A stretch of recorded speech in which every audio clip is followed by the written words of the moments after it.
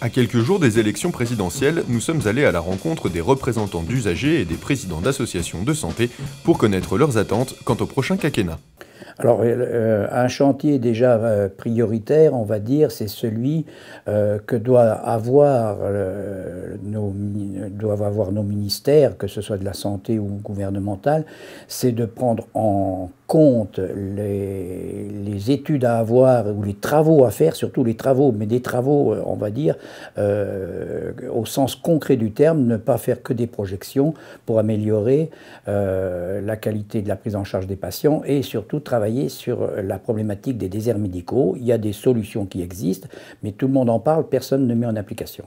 Un point aussi qui pour nous est important, on va dire en tant que simplement représentant d'associations de santé, je précise bien, c'est la reconnaissance du travail que nous avons, nous, bénévoles. Alors je ne parle pas de reconnaissance financière, on est bénévole, on reste bénévole, mais simplement on nous sollicite énormément, de plus en plus, pour participer à des projets. Or, en retour, nous n'avons rien de concret en ce qui concerne ne serait-ce que le déplacement. Ce sont des choses qui paraissent anecdotiques, mais pas forcément pour des bénévoles qui n'ont pas forcément toujours des gros moyens, qui ne peuvent pas sacrifier à un transport pour aller de Dijon à Nevers ou de Dijon à Besançon. La prise en compte du bénévolat doit être mieux encadrée. Vous qui connaissez les coulisses des institutions de santé, des centres hospitaliers, pouvez-vous nous exposer selon vous un élément qui n'a pas fonctionné lors du dernier quinquennat ? C'est simplement la communication. On communique beaucoup de choses dans le domaine de la santé, mais souvent sans apporter aucune explication aux patients. Donc on entend des choses qui font réagir, alors que peut-être quand on parle, je parle simplement un exemple des GHT, le groupement des hôpitaux.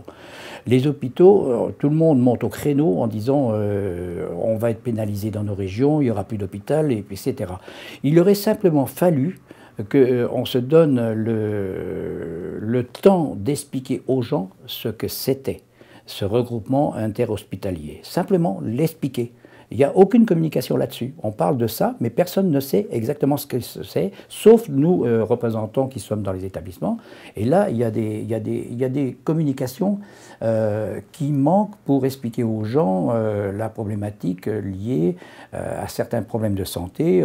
Quand on parle des médicaments génériques, par exemple, bon, il y a beaucoup de choses qui se disent là-dessus, mais il n'y a jamais eu un message très clair, parce qu'on a beaucoup d'informations qui viennent de droite et de gauche, mais quelque chose de cadré, de clair, de net, parce que ça éviterait peut-être des dérives.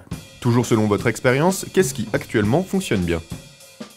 Alors la mesure, j'en reviens à la représentation des usagers avec la loi qui a été faite, c'est pas dans les 5 dernières années, mais qui existe depuis longtemps, où maintenant, à l'heure actuelle, on s'aperçoit depuis quelques années que notre présence est extrêmement importante dans les établissements et que les établissements nous appellent, ce qui ne se faisait pas il y a encore 5 ans. Voilà, donc c'est un progrès énorme parce qu'on a un partenariat. Voilà, nous sommes partenaires, nous sommes patients mais partenaires, et c'est quand même l'objectif de nos travaux, nous, dans les associations de santé. Une réaction ? Un témoignage ? Commentez ce reportage sur dijonsanté.fr.